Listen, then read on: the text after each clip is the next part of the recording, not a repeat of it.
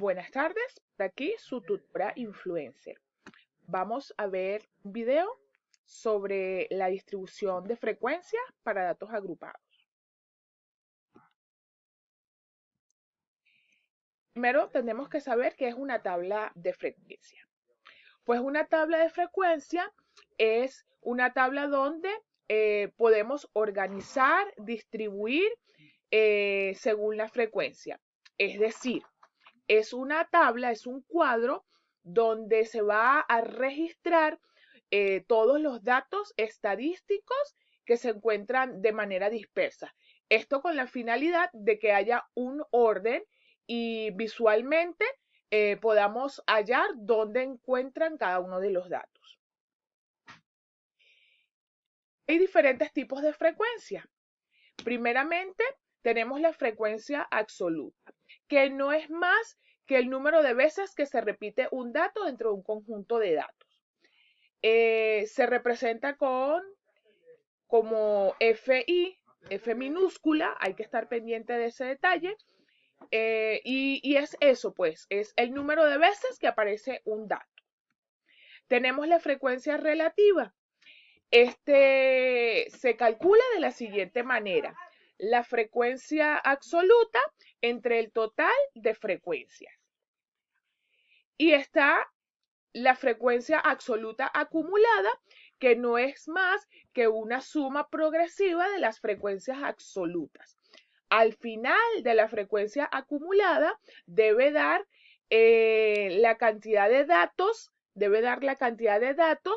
que se está observando. Pero vamos a ver un ejemplo para que puedan ir visualizando todo esto que les estoy diciendo.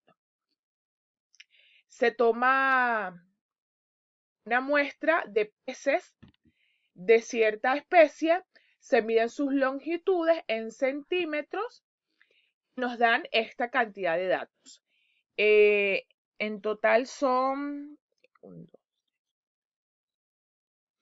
Bueno, allí vamos a ver ahorita cuál es el total. Se debe realizar la tabla de frecuencias relativas y acumuladas. Primero, se debe calcular el rango. ¿Cómo calculan el rango?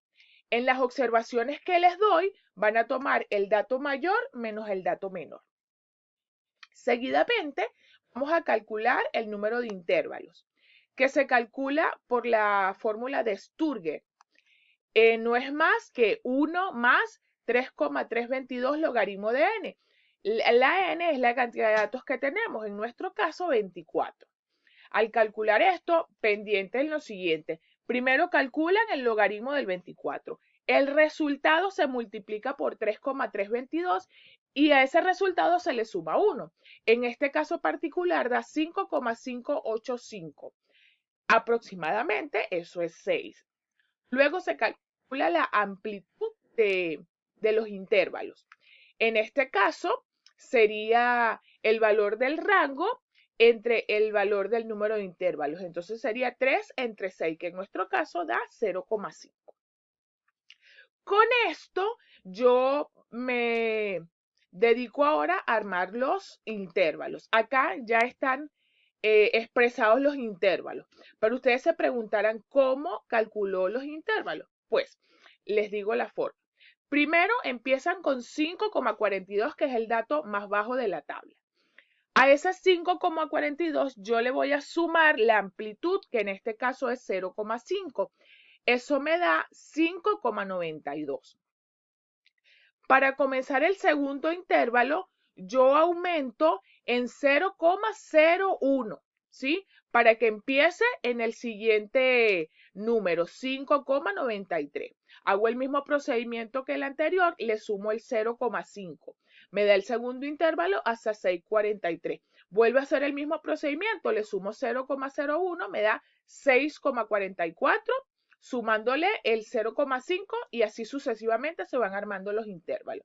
Entonces, lo primero que voy a ver es la frecuencia. La frecuencia es la cantidad de veces que aparece ese intervalo. Entonces, visualizando los datos de la página anterior, yo aquí se los reflejé. Entonces, del primer intervalo hay 3, del segundo 2, del tercero 5, del cuarto 8, del quinto 1 y del sexto 5. Seguidamente, vamos a calcular la frecuencia relativa. La frecuencia relativa se calcula tomando la frecuencia absoluta que acabamos de conocer entre el total. El total son los datos que tenemos n, en este caso 24. Entonces empezamos con el primero, 3 entre 24, eso nos da 0,125. Les recomiendo que siempre utilicen 3 decimales.